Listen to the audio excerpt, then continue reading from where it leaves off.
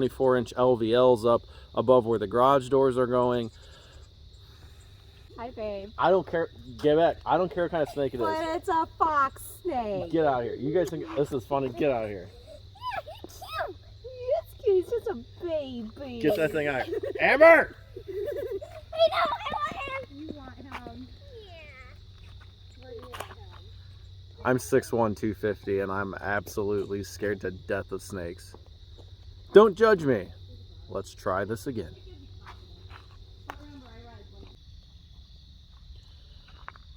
Hey, how you doing? Hope you're doing well. My name's Robert, and this is Pheasant Lane Farm.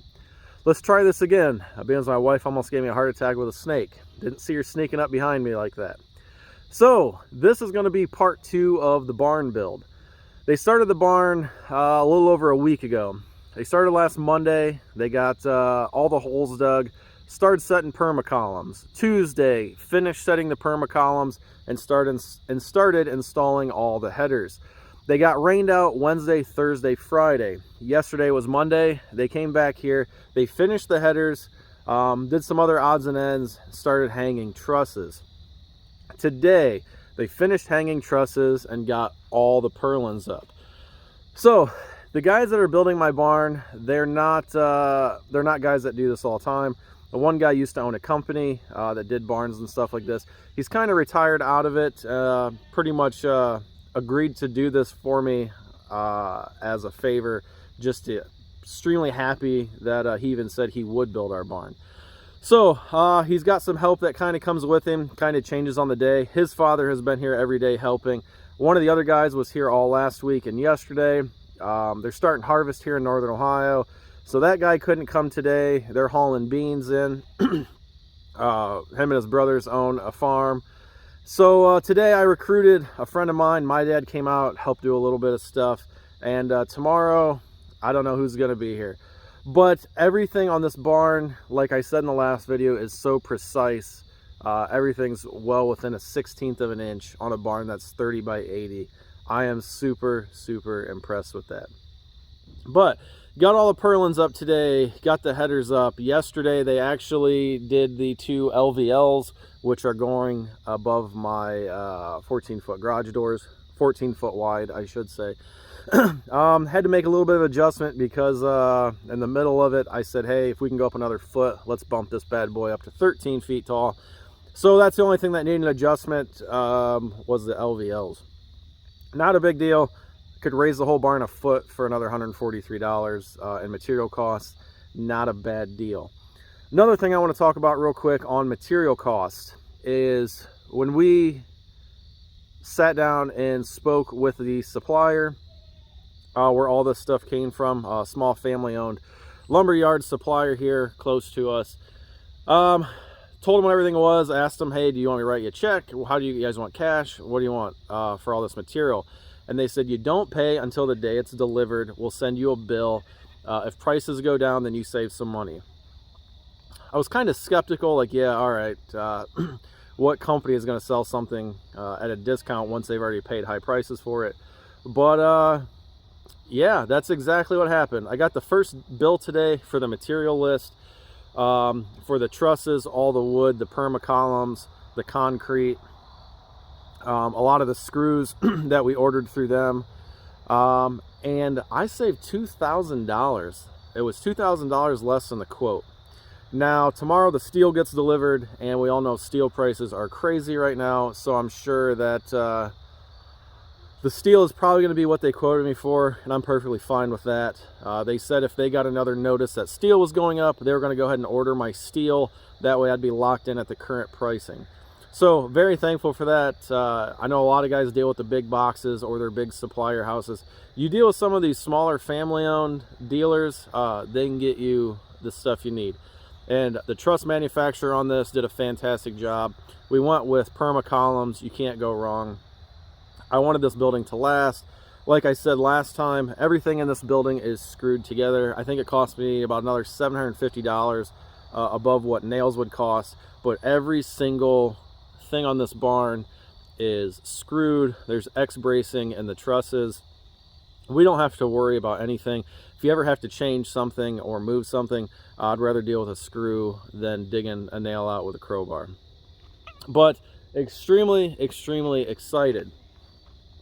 Yesterday I posted a picture. The gentleman that's building the barn knew somebody that had a boom for the front of a set of pallet forks.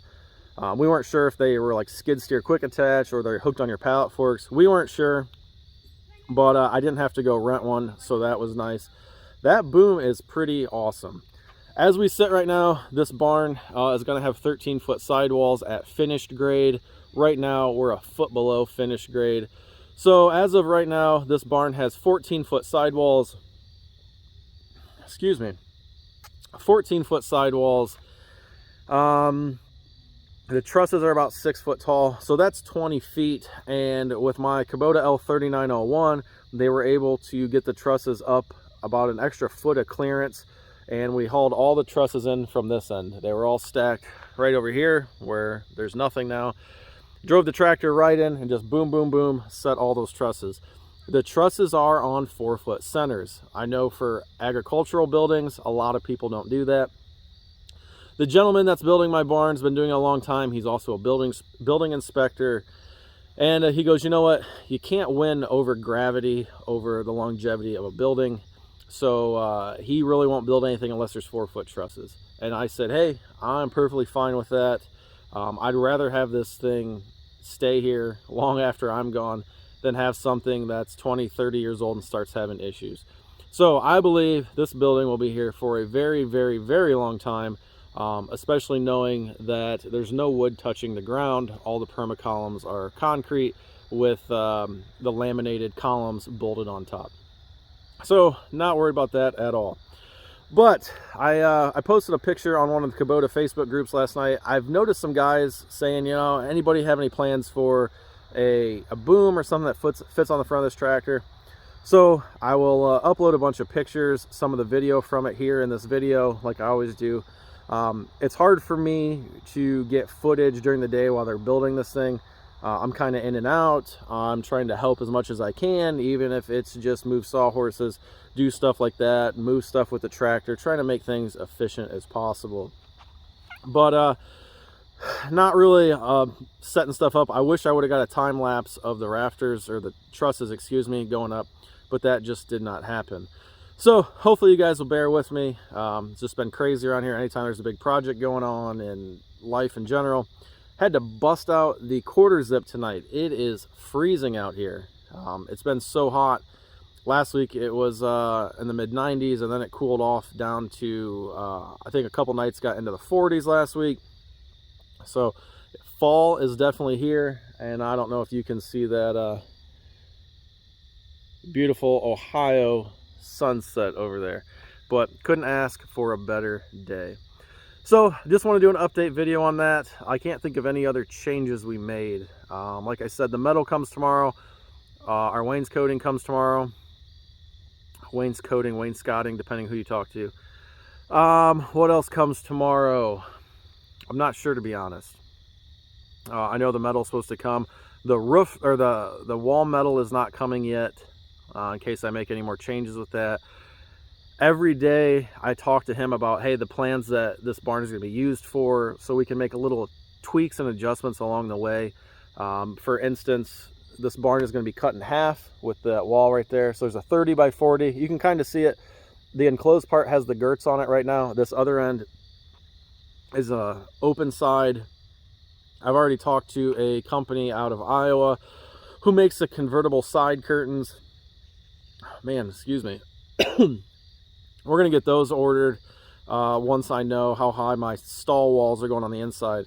So if you guys are new to this video, this series, this half of this barn is open sides, like I just said, kind of pavilion style with convertible walls for cattle and possibly hogs. Not sure yet. I have another area I can put hogs in. And the other side is the horse area. There'll be 5 or 6 stalls in there. We have 2 minis, so they can get a small stall with a tack and a feed room kind of in one. So sorry about the autofocus. It's getting dark here, so it's going to act a little crazy. Maybe this will help. But kind of a 2 barns under 1 roof philosophy.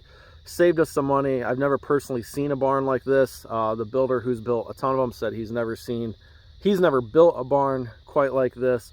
So it's cool to have something that is a little different.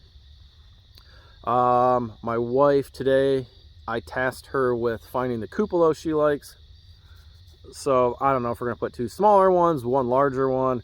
I like the ones with windows, even though they probably look like crap once they get dusty. There's a lot of things to consider when you're building a barn like this. But I'm super excited for this barn. It is a dream come true. And a big shout out to family and friends that have been coming out here. A buddy of mine today came out and was helping them push purlins up on the roof. So you got to be very thankful for good family and good friends. I wish I could be doing all this myself, but I'm not that, what do you want to say, building savvy. And I can build chicken coops, I can build garages and sheds, stuff like that. Something like this, that it's kind of a statement on our property. I want it to be absolutely perfect. But that's probably going to wrap this video up, guys. To kind of keep it a little shorter, kind of do an update every 2 days. Tomorrow I got some doctor's appointments and some other things going on, so I won't be here probably the first half of the day. So who knows, when I get here, half the roof might already be covered in metal, which I'm excited to see. It was a big step, you know, the first day coming out here and seeing the columns set up. It was a huge step. And then, you know, they finished the columns and the headers, and then when you see that first truss go up, it's just crazy. And then today when the last truss went up, and then I was like, wow, this looks like a barn. As soon as he got all those purlins screwed on there, I was like, man, this is really, really looking like something. So I thank everybody for watching. I hope you guys enjoy this. If you have any questions on that boom, let me know. I put a bunch of pictures on the Kubota L Series owners group, I believe, Facebook group. But I'll put a bunch of still shots in here in case anybody wants to kind of get ideas to build their own. I don't know who built this. It was a friend of the guy who's building my barn, and it worked fantastic. Real quick, the boom slides into the pallet forks. From the tip of the pallet forks, I think it was 10'8" out to the end of the boom. They had a nice chain with a swivel on there and a big piece of rebar bent into a hook, and worked phenomenally. If you go from like the front of your skid steer quick attach plate, or the very back, I guess you want to say, of your pallet forks, all the way to the tip of the boom, I think it was 13'8" or 14 feet, somewhere right in there. So we are excited. Other big news, real quick, if the lighting allows. I found out that 1.5 miles from me, there's a gentleman that does custom sawmilling. He has a showroom. He has a beautiful 60 by 100 pole barn. Part of it's all finished out. And I went and talked to him. A neighbor had dealt with him. We were going to buy a bunch of oak off of him to line all these horse stalls. So I went down and looked at it, and he doesn't have enough for what we need. So I got talking to him, and he goes, well, you live in a woods, don't you? He goes, I know where the farm you bought. And I said, all right. He goes, you got any cottonwoods? And I said, yeah. They're all over. In the spring, I can't stand, or the summer, I can't stand all the cottonwood seeds floating around. He told me that the best wood that you can use for horse stalls, which I was unaware of, my family's been in horses for a very long time, he said is cottonwood. And I went, really? To me, cottonwood's just a junk tree that likes to annoy me. He said it will not splinter. Horses will not eat it. They do not like the taste. It is not affected by manure. Urine actually turns cottonwood into almost like steel, he said. And it looks nice for a long time. So if I take down, I think it's that one. It's hard to tell from the picture. That is a ginormous cottonwood tree. Those 4 next to it, over there, there, and then there's another one that you can't see. Those are all cottonwoods. I think if I drop that big cottonwood, which really doesn't do anything on the property, it's not going to affect our kind of privacy screen we have going over here. I think that's all the wood and a whole lot more than I would need to finish out the inside of this barn for horse stalls. So pretty excited about that. Now I just got to find someone to come drop that big boy. That thing is huge. Like I said, it's hard to tell on camera, but that is a big cottonwood tree. But I want to guess, I haven't gone in there and measured it. As you can see, it's super thick. Maybe tomorrow night we'll kind of carve our way in there, at least get a measurement on it. Call the guy at the sawmill and see what he thinks. I don't know if it'd be better to drop the one big one or a couple of the smaller ones. I don't know which more efficient for him. But around me, 75 cents a board foot to get it milled up is a whole lot cheaper than paying $1.50 a board foot for oak. So excited about that. I think it'd be cool that someday I can say, you know, all the horse stalls from this barn came from 75 yards away. So that's that, guys. It is getting dark. Look at, I wish you guys could see that beautiful sunset. So all right, that is that. I had a late night last night. Might do a video on this, I might not yet. I can't make up my mind. The last 2 nights we had 2 family farm barns totally burned to the ground. One is a close neighbor here, and one of them is, I grew up about 25 minutes from here, and one of them is a barn around the corner from my dad's house. I think they lost 1 horse last night out of 13 or 14. They lost some sheep. I got a phone call late last night saying, hey, if you can come out and help look for, they're looking for 13 head of cattle. I know that area pretty well. I hunted up there, and like I said, I grew up right around the corner. So Dad and I took the Super No Booty up there, driving back through around a couple of these woods, old farm lanes. Didn't find any cattle. While I was driving up, I got a phone call. There was a staging area. They're trying to get livestock to a good family friend of ours. I happened to be right there, just kind of in the right place at the right time. They called me. They said, hey, can you hook up to one of our horse trailers, go the back way, get all these horses out of that farm. I think that barn rekindled 2 or 3 times today. It's probably gonna be burning for a week. They had a feed business out of that barn, lost a couple dozen animals from what I've been told, and the only horse they lost was a younger foal. They couldn't get him out of the barn. So it's just absolutely, you know, it just makes you think, like, these guys lost everything they have while I'm building my dream barn. Doesn't feel right. So I'm gonna try and do all I can to help these guys out. So I told the one son last night, said, man, you need anything, you call me. So I'm still not working. There's not a lot I can do, but if I can haul hay for you guys or, you know, do whatever I can, I'll be there to help. So times of need, guys, you got to come together for your friends and neighbors, because I know last year when I was in need, these guys were here busting their ass for me. So you got to pay it back. All right, guys, I'm Robert from Pheasant Lane Farm. It's getting dark. The camera's acting goofy. So I will check you guys on the next one. Take care. God bless. And we'll see you after they get some metal on this barn.